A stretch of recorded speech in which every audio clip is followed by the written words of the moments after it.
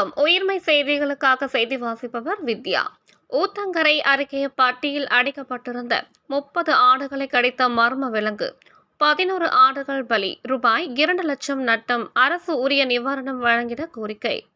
கிருஷ்ணகிரி மாவட்டம் ஊத்தங்கரை அடுத்த நல்லவன்பட்டி கிராமம் சேர்ந்த ரகுபதி என்பவர் அதே பகுதியில் உள்ள தென்பெண்ணை ஆற்று கரையோரம் அவரது தாய்மாமா சேட்டு என்பவரின் விவசாய நிலத்தில் வளர்த்து வந்த 30 ஆடுகள் நேற்று வழக்கம் போல மேய்ச்சலை முடித்து பட்டியில் அடைத்துவிட்டு வீட்டுக்கு வந்துள்ளார்.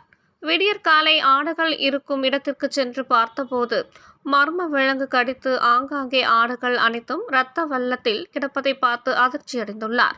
இந்த நிலையில் தனது வாழ்வாதாரமே ஆடுகள் தான் எனவும் அனைத்தையும் இழந்து நிர்கதியாய் தவிப்பதாகவும் இதனால் ரூபாய் 2 லட்சம் நட்டம் ஏற்பட்டுள்ளதாகவும் கூறியுள்ளார்.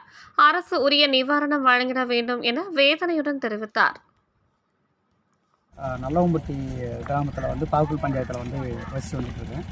இப்போ தம்பியோட இடத்துல தான் வந்து அவருடைய பட்டியில் வந்து பாதுகாப்பாக வச்சுருந்த ஆட்டுக்குட்டிங்களை வந்து வெறிநாய்களோ இல்லை மர்ம விலங்கோ எதுவும் தெரியல. அது வந்து கடித்து கிட்டத்தட்ட ஒரு 30 உருப்படியில் வந்து கிட்டத்தட்ட ஒரு 16 உருப்படி வந்து இறந்துருச்சு.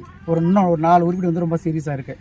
கிட்டத்தட்ட படிச்சுட்டு ஒரு சுயசார்பு தொழில் பண்ணுன்றதுக்காக பையன் வந்து கஷ்டப்பட்டு லோனை வாங்கி இந்த ஆடுங்களெல்லாம் வந்து வளர்த்து இது பண்ணிகிட்ருக்கிற இந்த டைமில் தான் வந்து இது மாதிரி ஒரு சம்பவம் நடந்ததுனால பையனுக்கு இப்போ வாழ்வாதாரமே வந்து ரொம்ப கேள்விக்குறியாக இருக்குது. இது வந்து தகுந்த அதிகாரிகள் வந்து இதுக்கு தகுந்த முறையில் வந்து பரிசீலனை செஞ்சு தகுந்த நஷ்டஈடும் அதுக்குண்டான பரிகாரத்தையும் கொடுக்கறது மட்டுமே இல்லாமல் இது மாதிரி வேறு ஒரு விவசாயத்துக்கும் வேறு ஒரு விவசாயிகளுக்கும் வேறு ஒரு ஆடு வளர்ப்பு தொழில் பண்ணுறவங்களுக்கு யாருக்கும் எந்த பாதிப்பு இல்லாத அந்த விலங்குகளை எந்த சம்மந்தப்பட்ட துறை வந்து நடவடிக்கை எடுத்து இதுக்கு அதுக்கான ஏற்பாடுகளை பண்ணிட்டா அது நல்லா இருக்குன்னு நான் வந்து கேட்டுக்கொள்கிறேன்.